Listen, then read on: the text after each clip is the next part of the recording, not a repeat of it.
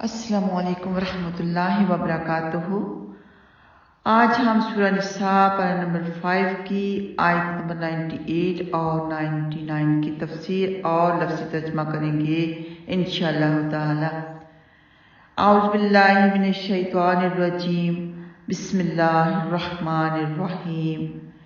الا المستضعفین من الرجال والنساء والولدان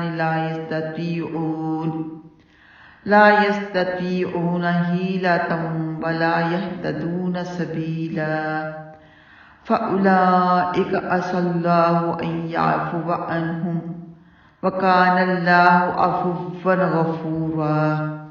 اللہ سبحانہ وتعالیٰ فرماتے ہیں کہ مگر وہ نہایت کمزور مرد اور عورتیں اور بچے جو کہ نہ کسی تدبیر کی طاقت رکھتے ہوں اور نہ کوئی راستہ پاتے ہوں، تو یہ لوگ اللہ سبحانہ تعالیٰ قریب ہے کہ انہیں معاف کر دے، اور اللہ سبحانہ تعالیٰ ہمیشہ سے بے حد معاف کرنے والا، نہایت بخشنے والا ہے۔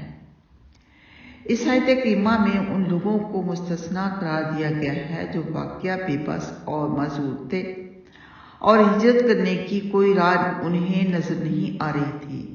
مستضعفین یعنی کمزور سے مراد وہ لوگ ہیں جو فی الحقیقت معذور ہوں، جیسے بیمار، بچے، بوڑھے، عورتیں اور کافروں کی قید میں پڑے ہوئے مسلمان۔ اور وسائل محدود ہونے سے یہ مراد ہے کہ ان کے پاس نہ تو کوئی سواری کا بندوبست ہو اور نہ وہ پیدل سفر کرنے کی مشقت اٹھانے کے قابل ہوں۔ انہیں اللہ سبحانہ تعالیٰ نے مندرجہ بالا گروہ سے مستثنیٰ قرار دیا ہے۔ سیدنا عبداللہ بن عباس رضی اللہ تعالیٰ عنہ بیان کرتے ہیں کہ میں اور میری والدہ مستضعفین یعنی کمزور اور بے بس لوگوں میں سے تھے۔ یہ بخاری میں موجود ہے۔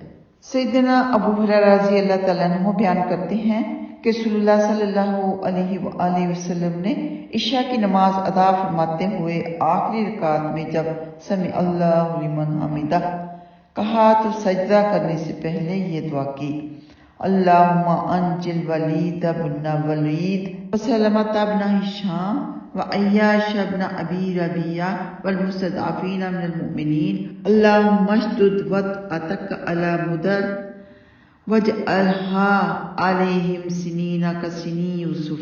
اے اللہ، ولید بن ولید، سلمہ بن ہشام، عیاش بن ابی ربیعہ اور کمزور مومنوں کو نجات عطا فرما۔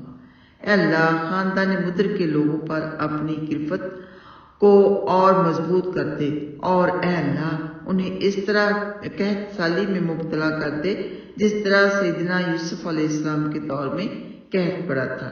یہ بخاری میں موجود ہے۔